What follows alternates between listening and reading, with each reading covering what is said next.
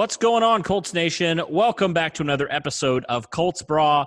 I'm your host, Cody Felger. Joining alongside us, a new host, Mr. Jacob Mummert. I think I'm saying that right, Mummert. One of the two. Jacob, thanks for joining us, man. I really appreciate you coming on, man. I'm excited for the future and what it holds for Colts football and for Colts Brawl. Yeah, absolutely. Thank you so much. You nailed it right the first time, Mummert. I know Mummert, all right. It can be a tricky last name. Yep. But no, I'm super stoked to be on here, man. I've been, a fan of the Colts my whole life, and I'm excited to get this opportunity to talk about them on air and give my thoughts to the nation. Absolutely. And let our listeners know a little bit about you, man. When did you first become a Colts fan? What is kind of your background with some podcasting and stuff like that? Just let our listeners know a little bit about you. Yeah, absolutely. So, like I said, I've been a Colts fan my whole life, but really started to pay attention after that Colts-Bears Super Bowl. Family had a big Super Bowl party. That's what kind of kicked it off for me, and really started to follow the team deeper there.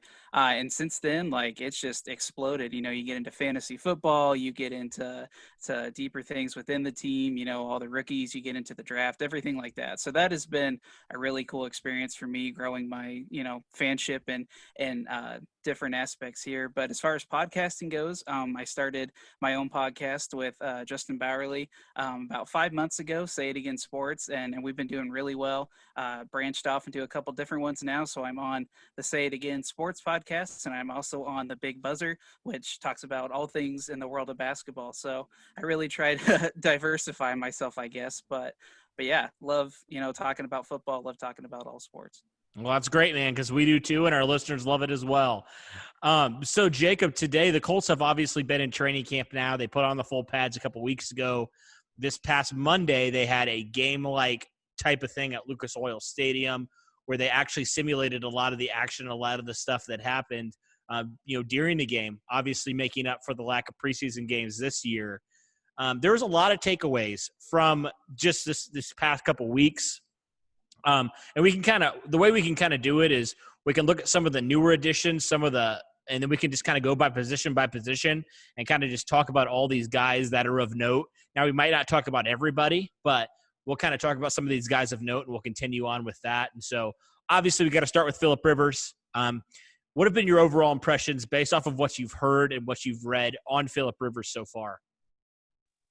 Yeah, so initially super excited to get a veteran talent in to fill that spot, at least for a year. Who knows, maybe more.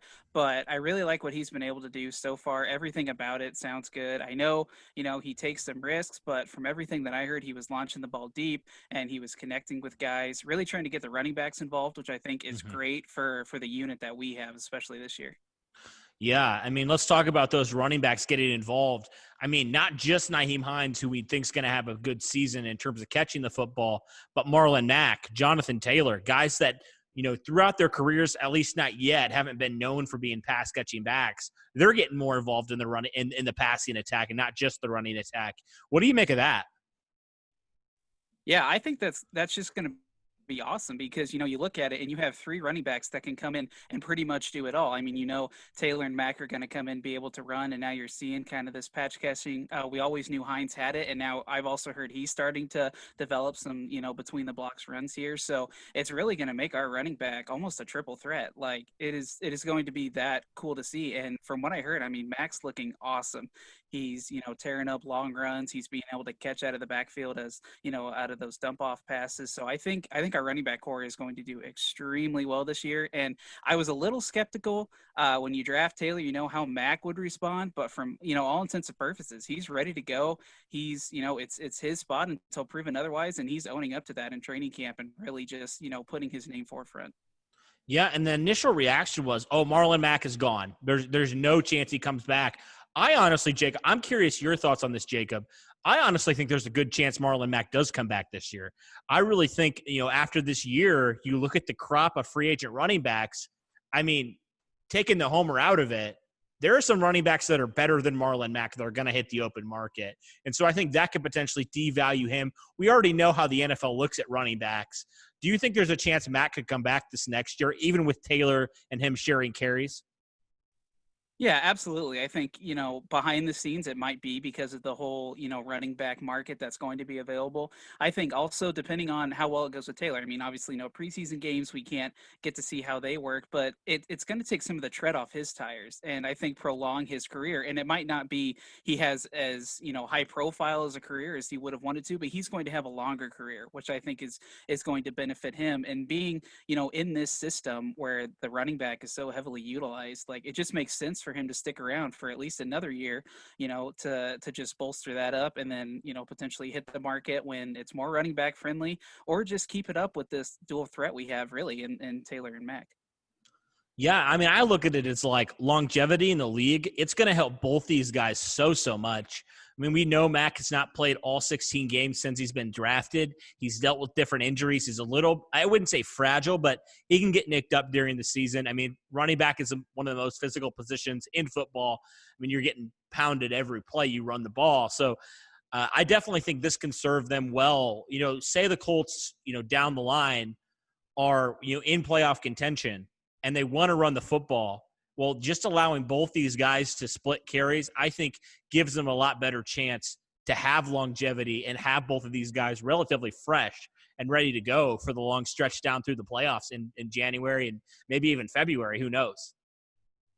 Yeah, and I'll add as well. We had a discussion about this on my own podcast, but the NFL is kind of almost going to a running back by committee. You see a lot of these Mm-hmm. teams that have 2, 3 different running backs that, although they're not the marquee names, they're not the Christian McCaffreys, the Saquon Barkleys. They're all three giving you good production, which in total makes your backfield great. And I think that's what the Colts are really going to have. And if Max stays, have that in the future, is you have the running back by committee where, like you said, you don't have to tire out Mac. You have him, ready to go in the playoffs, and you have Taylor to come in and pick up when he's not doing well and vice versa. Yeah, let's talk about Nyheim Hines. Let's stay with the running back position for just another minute. Nyheim Hines, it seems like he's really picking it up in terms of the pass catching. A couple practices ago, I think he had like 5 or 6 catches in like a drive. I mean, he is just fantastic in the pass catching department. We think it's going to potentially be a big year for Hines in catching the football. I'm curious your opinion on Hines and what you think potentially could happen with him catching the football from Rivers this year. Yeah, so I think this is pretty interesting. I mean, we've seen early on that Hines is a pass catching back, and that's going to work to his favor playing with Phillip Rivers. Where I get a little iffy is just looking at the wide receivers we have and the guys that the organization wants to get time. You got Pittman, Desmond Patman coming on, Paris Campbell, coming back for another year. So you want to try to spread the ball out here, but I think Hines is going to be the option. On those third downs, put him in, have him out as another option. But I think he'll have a great year. I was a little nervous at first, but he's made his name in the pass catching game, and I think that's where he's going to excel. I just worry about trying to mix him in with the wide receivers. But I think as long as he stays in the backfield and beats that dunk off pass that Phillip Rivers likes to use, I think he'll be fine. Let's talk about the wide receivers. Let's move to the wide receivers here. T.Y. Hilton, he seems like he's having a pretty good camp so far. Obviously, he dealt with that injury last year that kept him out and made him miss a lot of games. He dealt with an injury early on, but has come back now and has looked pretty good. What have been your overall impressions and what you've heard of T.Y. Hilton so far? Yeah, glad to say he's getting healthy and returning to the play that we're used to seeing from him. I felt like last year was just, kind of an up and down year, with injuries for him. But if he can put it together, I mean, we have, like I mentioned, Pittman coming on. If Paris Campbell can stay healthy, I mean, that they're going to have to draw coverage off of Hilton to cover some of these other guys. So I think that's going to open up his game some more. And, playing with Phillip Rivers, he's used to, I mean, he's big name wide receivers, Keenan Allen, Mike Williams in Los Angeles. So, I mean, I think T.Y. Hilton's going to have a pretty good year with a more experienced quarterback. And some other guys who could benefit. One guy in particular, Paris Campbell. Last year, he obviously, similar to Hilton, he also missed some time due to injuries. But when he was on the field, he was explosive. We saw in a couple games some glimpses of what he can bring, a new element to this Colts passing attack. So if he stays healthy, what are your expectations for Paris Campbell this year? Yeah, so when he was drafted, I had people telling me, like, if this guy just goes on a fly route, he's gone. Like, he's just got that kind of explosive So if Phillip Rivers is really throwing this deep ball well and hitting his mark, I think if Paris Campbell can stay healthy, you just send him down the field. I think he's going to beat most of the coverage that's on him, and that's going to open up the deep passing game for Rivers if that's what they're trying to get him to lean towards here in training camp. Well, we also know that Rivers is really good at the RPO game, right? Getting the ball out of his hands to his playmakers. And we feel like Paris Campbell can potentially, Nyheim Hines and Paris Campbell have a chance to really be utilized in that way. Do you think that could make a big impact in Paris Campbell? Because we saw him with Ohio State, and we saw all the ways that they used him kind of as a gadget player, just getting the ball in his hands and letting him go and make a play. Do you think you could see similar things in how the Colts use him this year? Yeah, I think so. I mean, with the explosiveness that you said, I mean, yeah, hitting him out in those screens is going to work great. I think T.Y. Hilton has had that kind of explosiveness in the past, but he's getting up there, and with the injuries, you really don't want to risk that. And Pittman's just big. I think you're going to use him more and in different positions. But yeah, Paris being that gadget player that he was at Ohio State, I think he's got a lot of potential in this office. Again, keep the passes short, set some blocks for him, and just let him get up the field. Well, the guy who led the Colts in receiving last year, let's talk about him, Zach Pascal. And now Zach Pascal, he's had a pretty good camp from all accounts from what I've heard and what I've seen. He's had some strong performances. But Pascal, we just don't know where he's going to stack up in terms of the wide receivers this year. He was wide receiver one for the majority of the year last year. Where do you think he stacks up, and what do you think overall he can bring to this offense this year? Yeah, so it's get really interesting, when you throw these guys in that really showed out towards the end of last season, because we went out and got a wide receiver. Paris Campbell is coming back. He's young. They want to get him plays. I mean, they drafted Desmond Patton. We just have other guys that give you, good production that they're looking for. And I'd say we're pretty deep at wide receiver. So it's going to, I mean, no doubt. Sure he makes the roster, but I think he's really probably going to have to battle for that wide receiver 3 or 4 spot. And then the last wide receiver that we'll talk about, Michael Pittman, second-round pick this year. He's had some up and down moments in camp. I know there have been some reports that Xavier Rhodes had kind of been winning against him, but Pittman's also had some really nice plays as well. What have been your overall impressions of Pittman, and what do you think he could bring here early on to the Colts and in year one?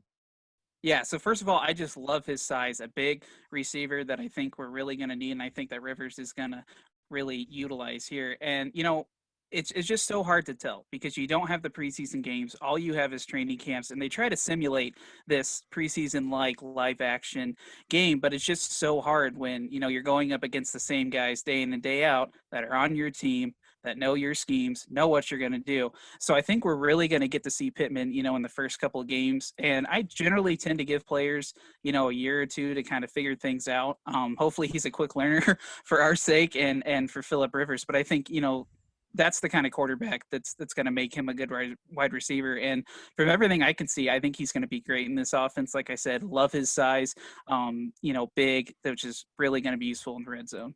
Mm-hmm. Yeah, and we know Phillip Rivers has a history with some of these these wide receivers that are a little bit bigger in size. So certainly hope that can help him out in that way. We won't really talk about Jack Doyle because we already know about who Jack Doyle is. We'll talk about Trey Burton, a new addition this year. Was originally with Frank Reich in Philadelphia for a few years, signed with the Bears after that Super Bowl. And then, he had a good year in 2018. Last year, he was struck with injuries. And now the Colts signed him on a 1-year deal. Aren't really paying him anything, but he certainly seems like he has a lot of upside this year. What are your thoughts on Trey Burton? Seems like he's having a good camp so far. Yeah, absolutely. And, in the past few years, I feel like the Colts have always tried to had, 2 really big prominent tight ends, and whether they've had to make that second guy or whether they've gotten them through free agency or the draft or what have you. But I think Trey Burton is going to have a huge role in this offense. Jack Doyle is just now kind of getting back from an early injury in training camp, and Trey Burton has taken this time to really show out. I mean, from all I can see, he's Phillip Rivers' favorite target so far, and it's going to be potentially one of his top targets going into the season. And let's talk about the offensive line. Let's not really talk about the starters because we know who the starters are going to be. We know all 5. Let's talk about some of those backup guys. Let's talk about LaRaven Clark. Let's talk about Danny Pinter. Let's talk about some of these backup guys. How critical is it for you, in your mind, to have some good quality backup guys this year for the Colts, because we know it last year they were very fortunate to have really no significant injuries on that offensive line. But now we know the nature of the league. There's going to be an injury, and a player's more than likely going to miss a game or two. So how critical do you think it is to have some good, solid backup rotational offensive linemen in there? Oh, I think it's huge. For me, football starts and ends on the lines right there. Like that's where you need your best players to really, especially on offense, to set up the run, to protect for the pass. I mean, that's what you need to really let your offense excel. And I think having those deep players is going to be extremely important because, like you said, we were fortunate, but as we all know, in the past, we've not had much luck with our offensive line. So I think it is important to have these guys, and it's important to develop them because trying to get a really good backup lineman in free agency or what have you is not very easy. So they're trying to develop these young guys, and I think it's just going to take time. But I think that it's extremely important that we have guys that we can be able to sub in if there were an injury and still give you similar production.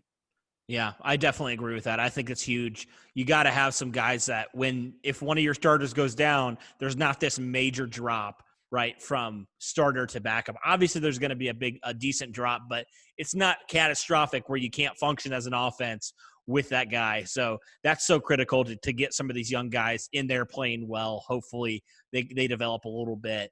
Let's talk about the defensive line. So let's primarily talk about, first off, DeForest Buckner, brought in this year after the Colts traded him for the 13th overall pick. He's had we saw some early pictures of him in training camp just towering over all the other defensive linemen. I mean, he's 6'7", nearly 300 pounds. Give me your thoughts on Buckner, man. I mean, he's going to have an impact, we know, but, man, how big of an impact is he going to have? Probably as big as his size is. I mean, that guy is huge. Like, I didn't realize how big he was until you see him matching up, and it's just like that's not even fair.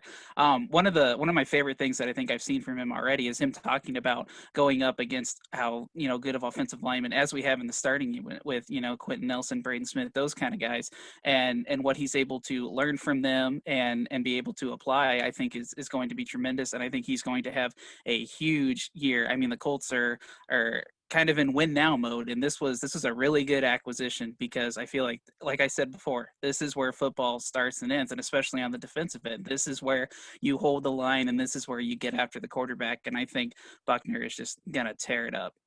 Yeah, and we know, like, that three technique position last year was the worst position on that defense by far, and we also know that position really drives this defense like it does with this Tampa 2 defense. If you can't get pressure from the interior, it doesn't matter how good of defensive backs you have. You can't cover for 8-9 seconds. It just can't work.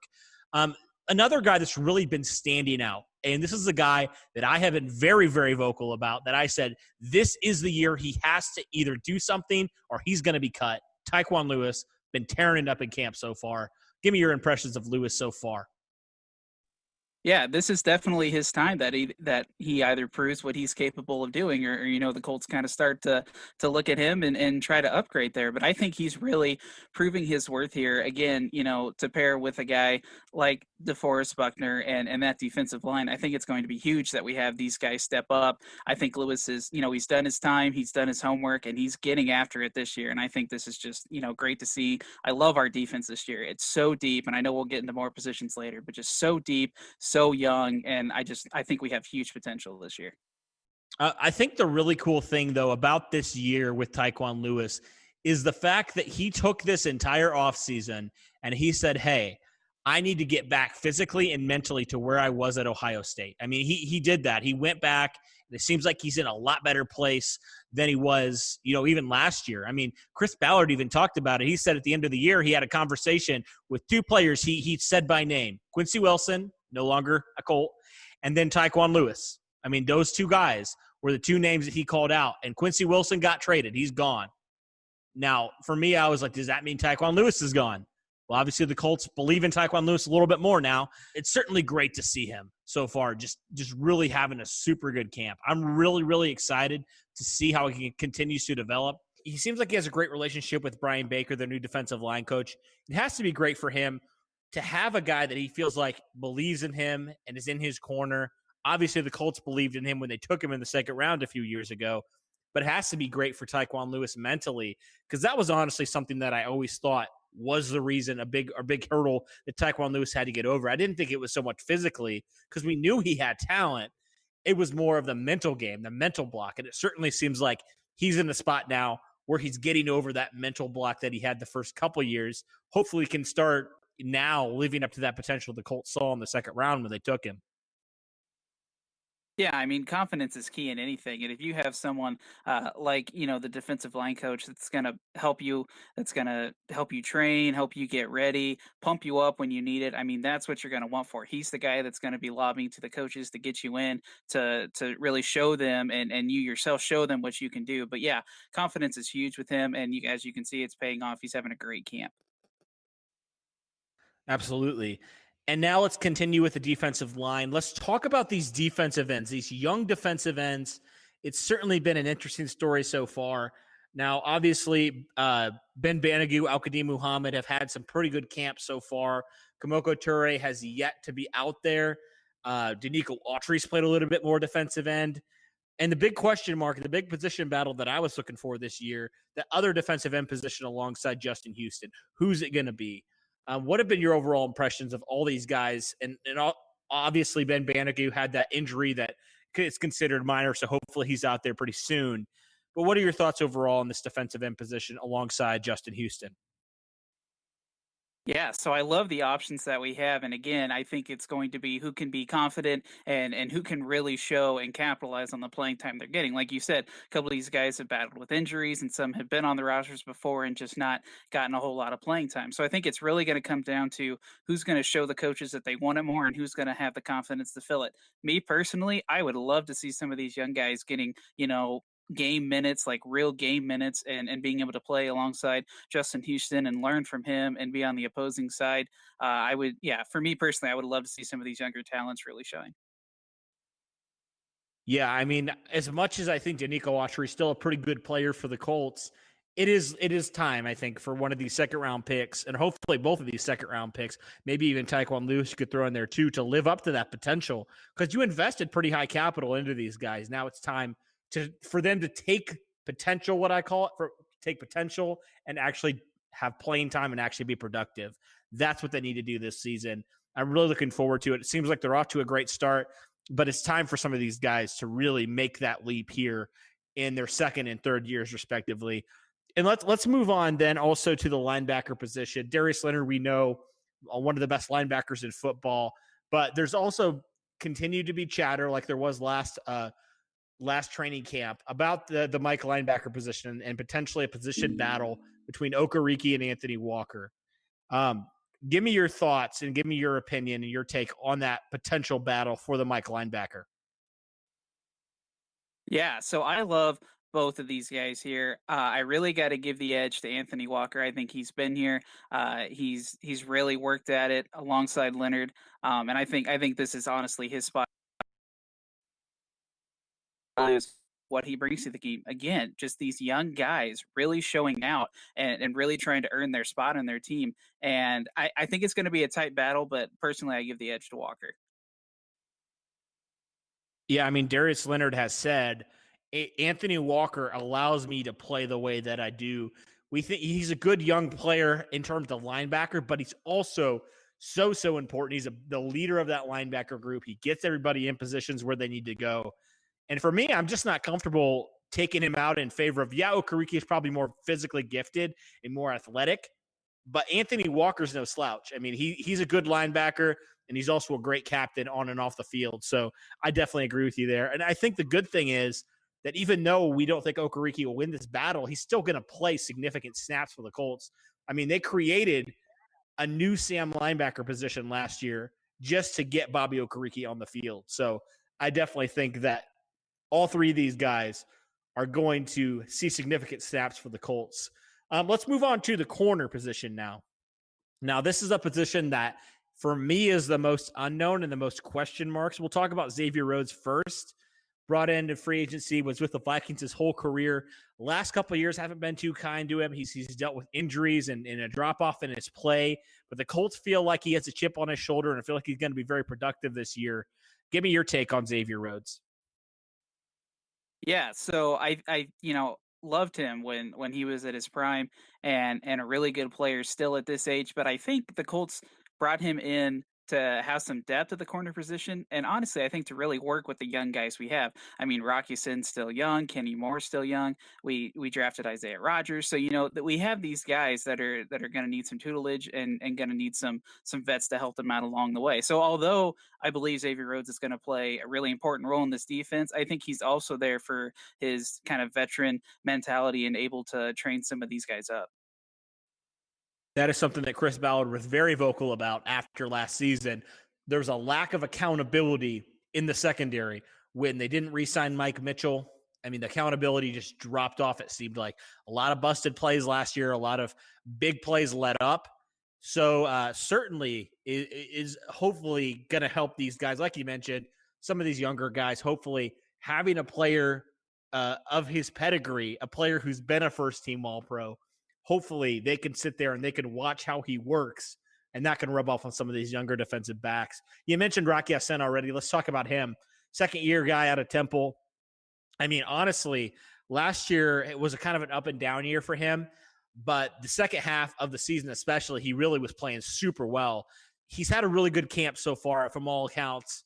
I honestly think he's the most ascending player for me on this defense. Who do you think? What do you think of Rocky Ascend so far, and what do you think he can potentially get better at and improve on here in year two? Yeah, absolutely. I loved it when we drafted Rocky Sin. I thought this guy's going to be awesome. He's going to have to work his way up the ladder, but I thought he had a lot of potential. And I think you started to see that last season. People are quick to point to the games that he didn't do well in, but guys, look, he is still so young and has a lot to grow and a lot to become. And honestly, the secondary last year was kind of a mixed bag, and I feel like there's no one there that's really leading them, and that's why I think you bring in the Xavier Rhodes and some of these older secondary guys maybe if they're not starting, they're at least holding you accountable and on the bench showing you your way. So I think he has great potential, and from all I can see from him is he said, you know what, look, I know I had bad games last year, but I'm learning from that, and I know what to do now, and I can better myself, and I know what to work on, and I know where I need to improve. So I feel like that's important that he's acknowledging it, and that's going to be one of his focal points in training camp. Yeah, and then Kenny Moore. We know Kenny Moore is one of the best slot corners in football. He dealt with a groin injury. He said he was going to be out about a week, so hopefully he's coming back here pretty soon. He dealt with that early last week.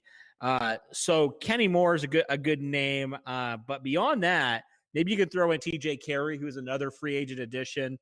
But the loss of Marvell Tell kind of stings a little bit because you feel like he was a very ascending player. And, obviously that hurts for him to opt out. But give me your thoughts on Isaiah Rogers, 6th-round pick this year. Essentially, the Colts swapped Quincy Wilson for Isaiah Rogers. They took him with the pick. They traded Wilson away with. So give me your thoughts on Isaiah Rogers and what he can bring. Yeah, so I think we just need to see him, and that's so hard without preseason games, like I keep saying, but we just need to see him on the field. We need to see what he can do. And even during training camp, he's kind of been plagued with some injuries here, not going 100% in the padded practices. So I think we just have to see him. I think, they'll try to work him in and try to see what he can do, but it's just, for me personally, it's going to be a wait and see game with him. I think when you have, Rockison and Kenny Moore, Xavier Rhodes and TJ Carey, he kind of slides down into that 5th corner spot for me. And I think he's going to have to work at it. But I mean, with these aging guys like TJ Carey and Xavier Rhodes, I think, spots are going to open up for him. I just need to see more of him. Yeah, that's the biggest thing. That's the unknown with these rookies. You just haven't seen them in game action so far. So I definitely agree with you there. But he certainly got the speed, and it seems like from his time at Massachusetts, he's a very good corner. Let's move on to the safety group a little bit. So Malik Hooker brought back this year. Colts didn't pick up his 5th-year option. But, still he has another year with the Colts. So we think hopefully he's a little bit more motivated this year to have a good year in his contract year. Then George Odom, another name, good backup player for you there. He plays a free safety. Corey Willis, a really good safety as well last year, entering now year 2. And let's talk about 2 guys. Tavon Wilson, first off, brought in. It was with Detroit, originally drafted by New England. He kind of offers some more veteran presence back there, especially in the secondary and the safety room. And he can also play multiple spots. He's played some dime linebacker when he was with Detroit. And he's also played with the likes of Devin McCourty and some others in that really good New England secondary.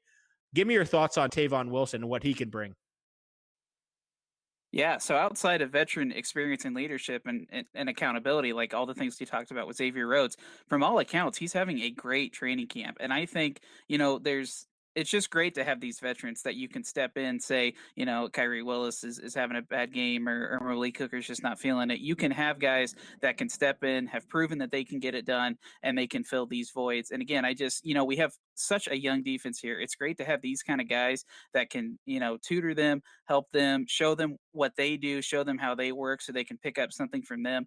Training camps is the great time to do that. So I'm glad that it's kind of a positive of this whole no preseason games thing. They get more time to work together as a team and get to see how each other works. And then let's finally end this thing by talking about Julian Blackmon, 3rd-round pick out of Utah this year. He suffered an ACL injury. Seems like the Colts are going to actually activate him in the next couple weeks. How big is that for the secondary? Yeah, so that was a big surprise for me. I figured he would have been out a lot longer when they drafted him knowing that, but it seems like they're really trying to get him in and get him playing. Obviously, they see something in him. If they're activating him this early, he must be ready to go, at least to their liking. And like I said, it's not bad to have this deep secondary, and especially with Malik Hooker. We didn't pick up his 5th option, like you said, so he's going to be motivated. Julian Blackmon's going to be motivated to show out in his rookie season. So I think the hopes are high for him as long as he can recover from this injury and stay healthy throughout the year. Absolutely. All righty. Well, I think that'll wrap up our look at training camp and some of the positions of interest. Of course, I forgot the kicker position. Let's talk about that for a second here. Rodrigo Blankenship, undrafted free agent out of Georgia this year. And then last year, Chase McLaughlin, who came in near the end of the year, had a really strong couple games with the Colts. He only missed 1 field goal. He was perfect on extra points. Give me your thoughts on that kicking battle. Yeah, for once, the Colts really have to think about this kicking position. For so long, it's been Adam Vinatieri, but it's good to see that we're getting some younger guys in here and moving forward with this position. I thought Hot Rod was a really cool undrafted free agent signing, but in their first live practice, Chase McLaughlin was a perfect 8 for 8. Hot Rod only hit 5 for 8, so I think you gotta give the edge here to Chase, who was in it last season and showed what he can do. I think Blankenship is a great kicker. I just think he's going to need just a little more time. Yeah, that's kind of where I'm at too. And I've said it before, like if it's not broken, why are you trying to fix it? And I think Chase McLaughlin's a fine kicker. I think he's got the leg up in this competition. Unless he's catastrophically bad in the next couple of weeks, I see him taking that starting position this year for the Colts kickers. Well, I think that wraps up everything to look at the Colts from quarterbacks all the way to kickers. We already know the punter, Rigoberto. He's locked in there, and we kind of assume with some of the punt returners and kick returners, Nyheim Hines, Paris Campbell, Isaiah Rodgers potentially, they could all kind of split that up. But yeah, man, thanks for coming on, Jacob. Thanks for coming on. This is a great first episode for you. Yeah, absolutely. I had a great time. It was fun to really sit down and talk about this. It's going to be such a strange season, but a meaningful one. And I think that, the teams are adapting to this change and really using it to their advantage. Absolutely. Well, thanks guys so much for listening. For Jacob and myself, hope you guys have a great rest of your week. Colts football is back very, very soon. By the time you're listening to this podcast, it'll be 16 days until kickoff. Super, super exciting stuff. Can't wait to see what the Colts have in store this season. It's going to be a lot of fun. Take care, guys.